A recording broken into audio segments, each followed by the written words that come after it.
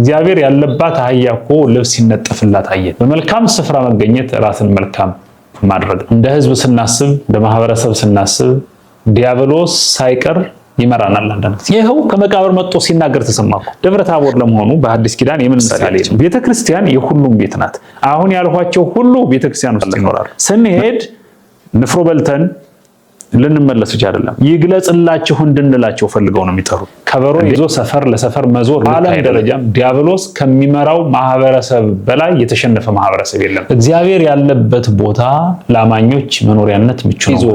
በየሰፈሩ እየዞሩ ብር ስጡንና የሚበላ የሚጠጣ ስጡን ማለት ከደብረ ታቦር ጋር የሚገናኝ አይደለም።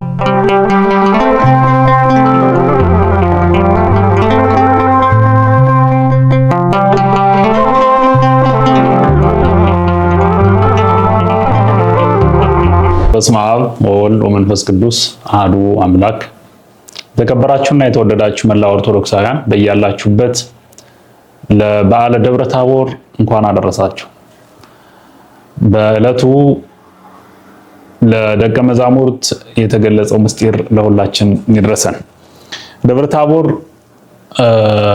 ታቦርን በሚመለከት ለሚነሱ አንዳንድ ጥያቄዎች ማብራሪያ ለመስጠት ነው የምሞክረው።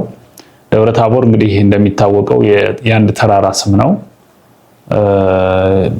የዚያ ተራራ ስም ደብረ ታቦር መባሉ ብቻ ሳይሆን ዛሬ እንደ ርዕስ የተወሰደው በደብረ ታቦር ላይ የተሰራ ስራ ነው። አንዳንድ ነገሮች ወይም ሁኔታዎች ወይም ደግሞ አንዳንድ ቦታዎች በኮረብታ ከፍታቸው ሳይሆን ወይም ደግሞ በስፋታቸው ሳይሆን በተሰራባቸው ታላቅ ስራ ምክንያት ስመ ገናና ይሆናል። አብዛኞቹ በመጽሐፍ ቅዱስ የተጠቀሱ ተራሮች በከፍታቸው ወይም በስፋታቸው በግዝፈታቸው ሳይሆን በእነሱ ላይ የተሰራው ስራ ነው እንዲገኑ የሚያደርጋቸው። በተለይ በነገረ ክርስቶስን በተመለከተ በመዋዕለ ሥጋዌው ዞር ዞር ብሎ ትምህርት የሰጠባቸው፣ ሕሙማን የፈወሰባቸው፣ ታምር ያደረገባቸው፣ የጸሎት ስፍራ ያደረጋቸውና ብዙ ሁኔታዎችን ያከናወነባቸው ተራሮች ከፍ ያሉ ናቸው። በአካል ሲታዩ የሚገርሙ ሁሉ አሉ። አንዳንዶቹ ያውም ተራራ የማይመስሉ ሁሉ አሉ። ተራራ ተብለው የተጠሩ በጣም ግዙፍ ተራራ መስለው የሚነገርላቸው ግን ተራራነታቸው በጣም ዝቅ ያለ ተራሮች አሉ። ምንም ማድረግ አይቻልም። እንደዚህ አይነት ተራሮችም ሆነ ሁኔታዎች ከፍ የሚሉት እግዚአብሔር ሲኖርባቸው ነው። እግዚአብሔር ካለባቸው ደሳሳ ጎጆዎች ታላላቅ ህንፃዎች ናቸው። እግዚአብሔር ካለባቸው እግዚአብሔር ያለባት አህያ እኮ ልብስ ሲነጠፍላት አየን። እግዚአብሔር ከተጫነ እግዚአብሔር በእኛ ላይ ከሆነ እግዚአብሔር ካለ በእኛ ላይ ታላላቆች ነን። ታላላቆች ተራሮች ታላላቅ ተባሉ።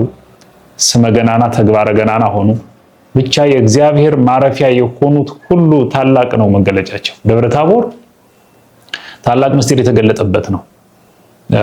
ጌታችንና መድኃኒታችን ኢየሱስ ክርስቶስ በብሉይ ኪዳን ያላደረገውን ሙሴ ለጠየቀው ጥያቄ ግብረ መልስ ይሆን ዘንድና ፈቃዱ ስለሆነ በደብረ ታቦር ይገለጽ ዘንድ በደብረ ታቦር ተራራ ላይ ይገለጽ ዘንድ ትንቢት ተነግሮ ስለነበረ ያን ትንቢት ለመፈጸምም እና ለሌላ በቂ ምክንያቶች በደብረ ታቦር የተገለጸበት ዕለት ነው። በዚህ መሃል እንደ ጥያቄ የሚነሱ ለምሳሌ ቅዱስ ጴጥሮስ እንግዲህ ከሕያዋን መካከል ሞትን ካልቀመሱት ኤልያስን፣ ሞትን ከቀመሱት ሙሴን ከመቃብር ከታች ደግሞ ከደቀ መዛሙርት በሕይወት ካሉት ሶስቱን ደቀ መዛሙርት ወደ ተራራው ይዞ እንደወጣ ይነገራል። ወደ ተራራው ከወጡት ውስጥ አንዱ ቅዱስ ጴጥሮስ ይናገር ነበር። ሰናይ ለነ ሀልዎ ዝየ፣ በዚህ መኖር ለኛ መልካም ነው ሲል ተሰምቷል። ምን ለማለት ፈልጎ ነው? ምኑ ነው አሁን ቅዱስ ጴጥሮስን እንዲህ እንዲናገር ያደረገው ከተባለ ቅዱስ ጴጥሮስ የተናገረው ነገር በጣም ትክክል ነበረ። በዚያ መኖር መልካም ነው። መልካም ነው ብቻ አይደለም፣ ለኛ ነው ያለው። ለኛ ሃይማኖት ላለን፣ አዎ እግዚአብሔር ፈጣሪያችን፣ መንግስተ ሰማያት ርስታችን ብለን ለምናምን ለኛ ማለት ነው። ዝም ብሎ አይደለም። ለኛ የሚለው ወሳኝነት አለው።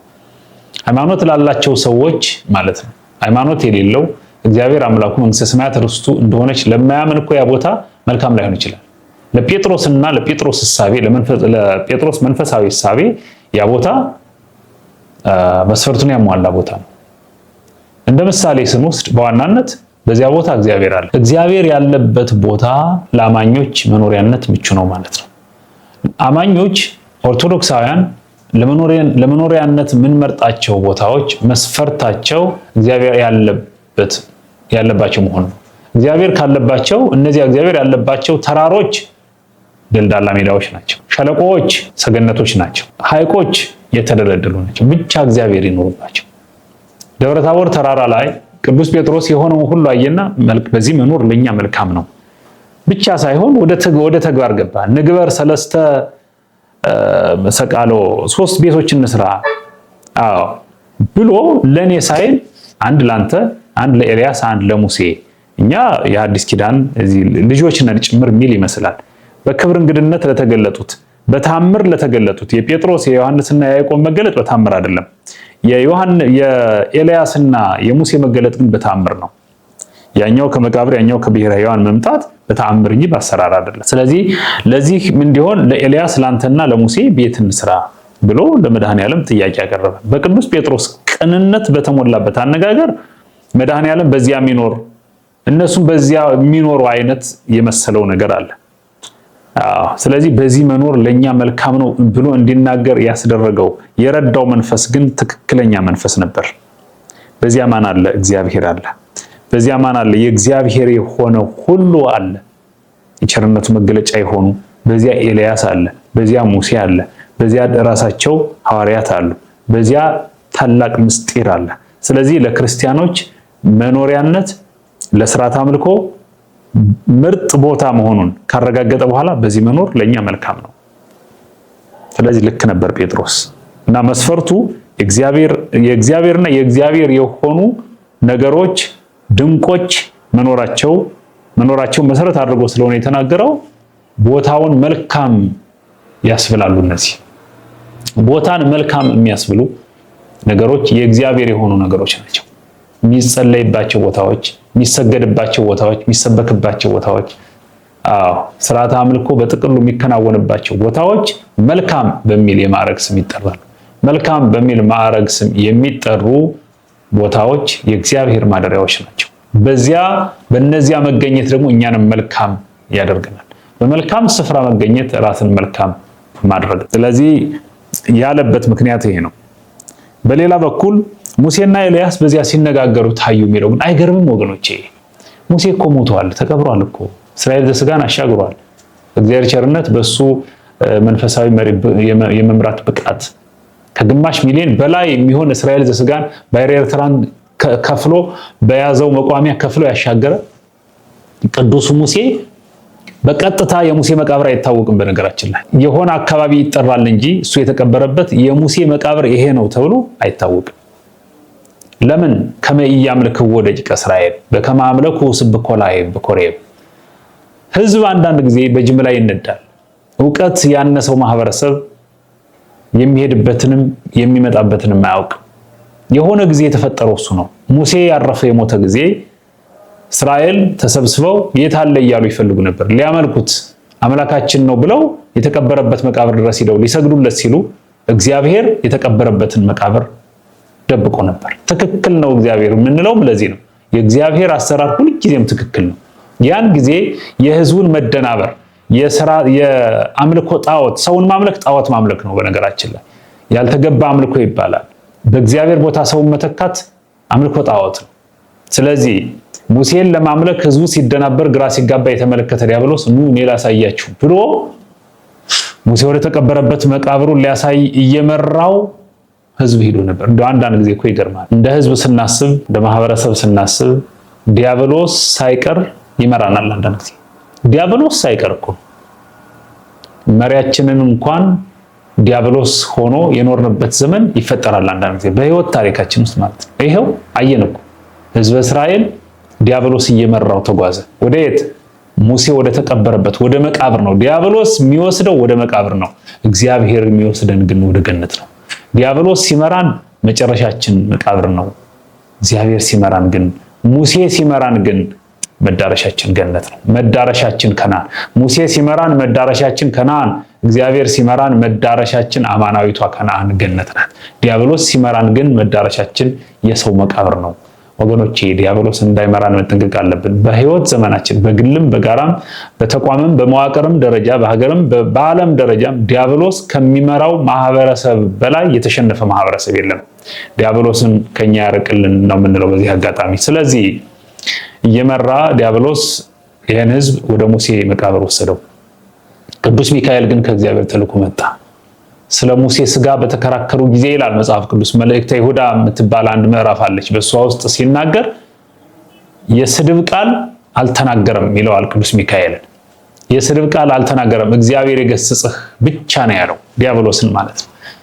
እግዚአብሔር የገስጸው። በዚህ አጋጣሚ እግዚአብሔር ካልገሰጸው መቆም የሚችል ጠላት አይደለም ዲያብሎስ። የማይተኛ ጠላት ማለት ዲያብሎስ እኮ ነው። ህዝቡን ገደል ሊከተው እንዴት ይዞት እንደሄደ አታዩ? እና ቅዱስ ሚካኤል መጥቶ ይህን ህዝብ አተረፈው። ቅዱስ ሚካኤል መጥቶ ይህን ህዝብ ታደገው። ቅዱስ ሚካኤል በነፍሱ የደረሰለት ማህበረሰብ ማለት እስራኤል ዘሥጋ ነው ወገኖች። ቅዱስ ሚካኤል በነፍሱ ደርሶ ከሞተ ስጋም ከሞተ ነፍስም የገላገለው ህዝብ ማለት እስራኤል ዘሥጋ ነው። ቅዱስ ሚካኤል የደረሰለት ህዝብ መቃብር አይደለም መዳረሻው፣ ገነት ነው።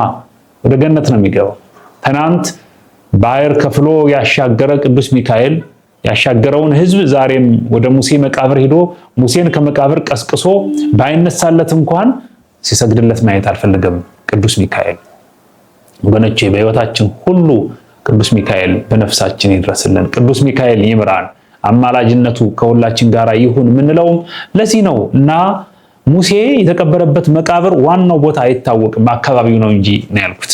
ያን ጊዜ ግን የተተነበየው ትንቢት ይፈጸም ዘንድ እግዚአብሔር ሲፈልግ ታየኛለህ ጊዜው ሲደርስ ብሎት ስለነበረ ያየው ዘንድ ወደ ደብረ ታቦር መጣ። ኤልያስም ከብሔረ ሕያዋን መጣ። ወደ ብሔረ ሕያዋን ሲሄድ ደክሞት ኤልያስ አዝኖ ክትክታ ዛፍ ስር ተኝቶ ነበር። የጌታ መልአክ መጥቶ ቀስቅሶ አበላው።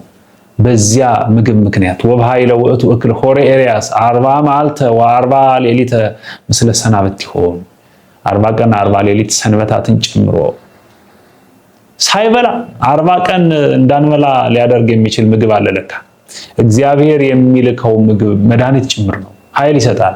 በዚያ ምግብ ኃይል 40 ቀን ኤልያስ ተጓዘ፣ ወደ ብሔረ ሕያዋን ገባ። ከዚያ በኋላ አልተመለሰም። የደብረ ታቦር ቀን ግን መጣ። ሙሴና ኤልያስ ይነጋገሩ ነበር። ቤት አይነት ደስ የሚል ቀን መሰላችሁ ወገኖቼ። ሙሴና ኤልያስ ይነጋገሩ ነበር። የት? ደብረ ታቦር። ጴጥሮስ ወዶ ነው። ኤልያስና ሙሴ ከተለያየ አካባቢ መጥቶ ከመቃብር መጥቶ ከብሔረ ሕያዋን መጥቶ እኛ በመደበኛነት ከምንኖርበት ዓለም ወጣ ያሉ ሰዎች በተአምር መጥተው ሲነጋገሩ ከሚሰማበት ከልዩ ስፍራ ውጭ ምን መልካም ነገር አለና? እንደ ጴጥሮስ ልክ ነው። ጴጥሮስ እንኳን አለ። ጴጥሮስ ያለው ልክ ነበረ ሊያስብል የሚችል ምክንያት ከምንላቸው አንዱ የሙሴና የኤልያስ የእርስ በርስ ንግግር ነበር። እንዴ ምን ብለው ሲነጋገሩ ተሰሙ? መጽሐፍ ቅዱስ ነው እንደዚህ የሚለው፣ ሲነጋገሩ ይሰሙ ነበር። እኔ አንዳንድ ጊዜ ይገርመኛል። የሞቱ ሰዎች ሞተዋል፣ በቃ የህይወት ታሪካቸው ከዚያ በኋላ ነፍስም የላቸው የሚሉን ከመቃብር የማይሻገር አመለካከት ያላቸው ሰዎች ያሳዝኑኛል። ይኸው ከመቃብር መጥቶ ሲናገር ተሰማኩ። ከመቃብር ከብሔረ ሕያዋን መጥቶ ሲናገር ተሰማኩ። የሞቱ ሰዎች ይከበሩ፣ ለሞቱ ሰዎች ክብር አለን የምንለው ለዚህ ነው። ለቅዱሳን አባቶቻችን አጽማቸው መቃብር ውስጥ ሆኖ በነፍስ ያማልዱናል ብለን የምናምነው ለዚህ ነው። ለቅዱሳን ነገረ ቅዱሳንን በምንሰብክ ጊዜ የምንጠቅሳቸው ሙሴና ኤልያስን ነው። ሙሴና ኤልያስ ካልነበሩ ከነበሩበት ግን ጥለውት ወደ ሄዱ ዓለም በጥሪ መጡ። ደብረ ታቦር ላይ ይነጋገሩ ነበር። እንዲህ ይሉት ነበር መድኃኔዓለም። ከእግዚአብሔር ጋር እኮ ነው የሚነጋገሩት። አዎ በወንጌል ጥያቄ ነበረ። የሰው ልጆች እኔን ማን ይሉኛል አለ መድኃኔዓለም። ከዚያ ተነስቶ አንዱ ኤርምያስ ነህ፣ አንዱ እንዲህ ነህ፣ አንዱ የገባውን ይናገሩ ነበር። ቅዱስ ጴጥሮስ ግን ተነስቶ አንተ ውእቱ ወልደ እግዚአብሔር ሕያው አለው። አንተ የእግዚአብሔር አብ የባህሪ ልጅ ነህ ብሎ መሰከረ። ይሄን ምስክርነት የሰጠ ቅዱስ ጴጥሮስ በቂ አልነበረም። ሙሴና ኤልያስ መጥተው ሲመሰክሩ ተሰሙ። ማነው አንተን የሙሴ አምላክ ነው የሚልህ? ማነው አንተን ሙሴ የሚልህ? ማነው አንተን ኤልያስ ነው የሚሉህ? ማነው አንተን ኤርሚያስ ነው የሚልህ? እኔ ራሴ ሙሴ ነኝ፣ ምስክር ነኝ። የኔ አምላክ እንደሆንክ እመሰክራለሁ። እኔ ኤልያስ ምስክር ነኝ ለዚህ ነገር፣ የኔ አምላክ እንደሆንክ እመሰክራለሁ። አንተ የኔ አምላክ እንጂ ኤልያስ አይደለህም። አንተ የሙሴ አምላክ እንጂ ሙሴ አይደለህም እያሉ ሲነጋገሩ በደብረ ታቦር ተሰሙ። ይሄ የሚገርም ምስክርነት ነው። ወልደ አብ ወልደ ማርያም የኛ ፈጣሪ ነው፣ አምላክ ነው፣ አማላጅ አይደለም፣ የባህሪ አምላክ ነው፣ ማርያም የወለደችው ፍጹም ሰው ፍጹም አምላክ ነው የምንለውም በዚህም ምክንያት ነው። ኤልያስና ሙሴ ሲነጋገሩ የተሰሙባት ደብረ ታቦር እንዴት አይነት የተባረከች ስፍራ ናት! በእውነቱ ደብረ ታቦር መልካም ተብላለች። የማዕረግ ስሟ ነው መልካምነት። የደብረ ታቦር መጠሪያ መልካም ምድር። ከዚህ ጋር በተገናኘ ጥያቄዎች አሁንም አሉ፣ መብራራት ያለባቸው ነው። ደብረ ታቦር ለመሆኑ በሐዲስ ኪዳን የምን ምሳሌ ነው? ተራራዋ በምን ትመሰላለች ከተባለ መጀመሪያ ደብረ ታቦር የመንግስተ ሰማያት ምሳሌ ሆና ትጠቅሳለች። በመንግስተ ሰማያት የሚኖሩ የብሉይ ኪዳን ሰዎችም የሐዲስ ኪዳን ሰዎችም መቃብር ውስጥ ያሉትም በብሔረ ሕያዋን ያሉትም በባለ ትዳርነት ያሉትም በምናኔ ያሉትም ይገባሉ ማለት ነው። በምናኔ የምንለው በድንግልና በንጽህና የምንለው ኤልያስን ነው። እሱ ወደ መንግስተ ሰማያት ይገባል ማለት ነው። በትዳር የኖረ ህዝብን ሲመራ የኖረ ግን መቃብር ውስጥ የነበረ ከሞት የተነሳ የምንለው ሙሴ ነው። እሱም ይገባል ማለት ነው። የሐዲስ ኪዳን የምንላቸው እነ ጴጥሮስ ናቸው። የብሉይ ኪዳን የምንላቸው ሁለቱ ናቸው፣ ሙሴም ኤልያስ። ተመልከቱ፣ በብሉይ ኪዳን ያሉትም በሐዲስ ኪዳን ያሉትም ሰዎች መልካም እስከሰሩ ድረስ ተሰብስበው መንግስተ ሰማያት ይገባሉ። ስለዚህ ሁሉም የሚገቡባት ማናት? መንግስተ ሰማያት። ደብረ ታቦር የመንግስተ ሰማያት ምሳሌ ነው። ሁለተኛ የቤተ ክርስቲያን ምሳሌ ነች። ቤተ ክርስቲያን የሁሉም ቤት ናት። አሁን ያልኋቸው ሁሉ ቤተ ክርስቲያን ውስጥ ይኖራሉ።